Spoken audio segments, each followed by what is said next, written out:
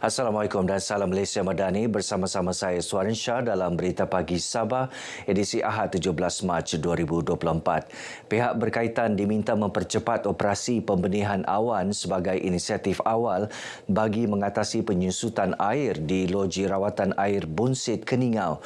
Adun Bingkor Datuk Robert Tauik berkata, bekalan air bersih boleh terjejas sekiranya cuaca panas berterusan dan tiada hujan dalam tempoh 2 minggu ini. Kita sangat mengharap supaya pembenihan awan dapat dilakukan oleh pihak kerajaan untuk supaya kita dapat menambah bekalan air hujan untuk bekalan air bersih. Datuk Robert menyatakan demikian kepada RTM selepas agihan bekalan air bersih di Kampung Liau Ulu Keningau. Sebanyak 8 kampung dalam Mukim Bunga Raya di Keningau yang terjejas bekalan air graviti menerima bekalan air bersih secara berperingkat. Bekalan pipe graviti telah terputus kerana akibat kemarau. Jadi sungai pun sudah begitu kering sudah. Jadi kami mandi di sana pun memang tidak berapa bersih. Kami ucapkan terima kasih kepada YB karena mengantar bantuan air di Kampung Liau Ulu sebab sekarang kami sudah 2 minggu sudah tiada air. Jadi kami ucap terima kasih banyak-banyaklah. Raja Muda Perlis Tuanku Said Faizuddin Putra Jamalul Lail berkenan melawat pos Pulau Danawan 1.0.0.4 Markas Tactical Company di Sempurna sempena program eksersis Kerajaan Perlis ke Sabah X-Perbah 2024. Sempena program ini, Baginda turut berkenan menyampaikan sumbangan seterusnya beramah mesra bersama lebih 2,000 penduduk di pulau tersebut. Lawatan tahunan ini antara lain bertujuan memberi sokongan moral dan semangat kepada pasukan keselamatan yang bertugas sepanjang Ramadan di kawasan perbatasan. Ia juga bertujuan memperkukuh hubungan antara Kerajaan Perlis dan Kerajaan Sabah. Terdahulu, Tuanku Said Faizuddin turut berkenan melawat pos gabungan Diraja Malaysia PDRM, Angkatan Tentera Malaysia ATM Pulau Mataking dan pos kawalan keselamatan pasukan Gerakan Am PGA Pulau Bohe Dulang. Baginda turut berkenan melawat kawasan pos keselamatan ATM Pulau Pandanan yang juga terkenal dengan Pulau Syurga Penyu.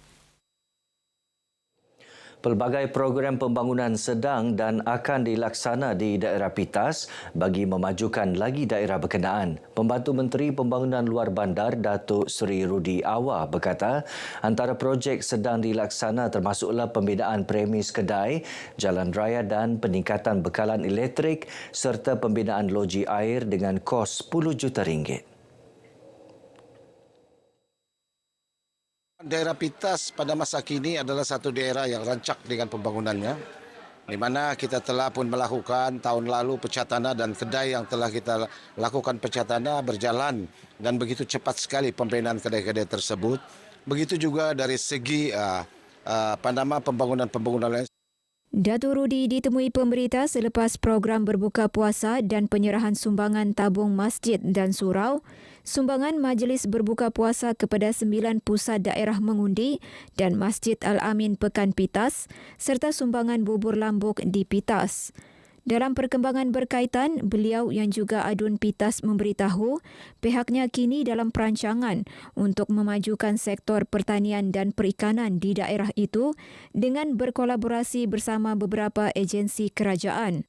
Turut diberi perhatian usaha menjadikan daerah Pitas sebagai salah satu destinasi pelancongan di Sabah dengan mengetengahkan produk pelancongan termasuk Pulau Supirak. Terdahulu dalam majlis sama, Datuk Rudi menyerahkan sumbangan keseluruhan bernilai RM48,000 kepada masjid dan surau sekitar daerah Pitas. Sumbangan diberikan kepada 12 tabung masjid dan 23 tabung surau, 9 pusat daerah mengundi dan Masjid Al-Amin Pekan Pitas.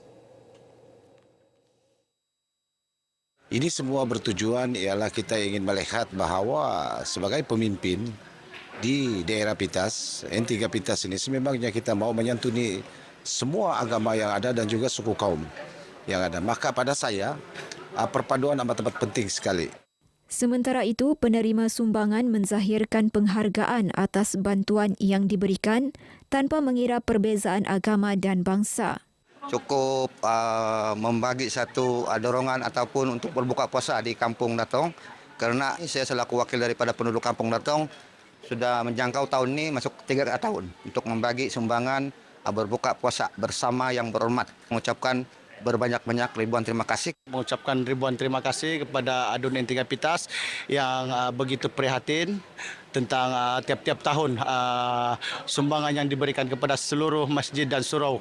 Melalui sumbangan ini kami dapat meringankan sedikit beban kami daripada jemaah-jemaah surau untuk kami mengadakan di juadah-juadah selepas bertarawih nanti. Terdahulu, Datuk Rudi turut menghadiri majlis berbuka puasa bersama penduduk kampung. Majlis Perbandaran Sandakan MPS mahu pembayar cukai di daerah berkenaan membayar cukai mengikut masa ditetapkan. Presidennya Henry Idol berkata ia penting bagi membolehkan MPS memberikan perkhidmatan terbaik dan sistematik kepada penduduk di daerah tersebut. Menurut beliau, kegagalan pembayaran cukai mengikut masa ditetapkan menyebabkan kekangan dana kepada MPS sekaligus mengganggu kerja-kerja penyelenggaraan yang dilaksana. Sumber-sumber peruntukan MPS adalah daripada kutipan cukai. Jadi kalau pembayar cukai itu membayar cukai berdasarkan dengan on time, tidak ada tunggakan, maka kita dapat deliver servis kita disenakan dengan lebih baik. Henry berkata demikian ketika ditemui pemberita selepas menerima kunjungan hormat RTM Sandakan di pejabatnya di Sandakan. Mengenai kunjungan itu, beliau berkata MPS akan terus bekerjasama rapat dengan RTM Sandakan bagi menyebar luas pelbagai program yang dianjurkan pihaknya demi manfaat masyarakat keseluruhannya. Seramai 50 anak yatim dan asnaf diraikan dalam program Shopping Raya Bersama Anak Yatim dan Asnaf, anjuran Pergerakan Wanita Gagasan Rakyat Sabah dan syarikat Kim Teck Cheong Consolidated Berhad di Tawau. Bercakap kepada pemberita, Ketua Wanita Gagasan Rakyat Sabah, Datuk Ridona Bahanda berkata ia bertujuan memberi keceriaan kepada mereka untuk menyambut Hari Raya Aidilfitri yang bakal menjelang tiba.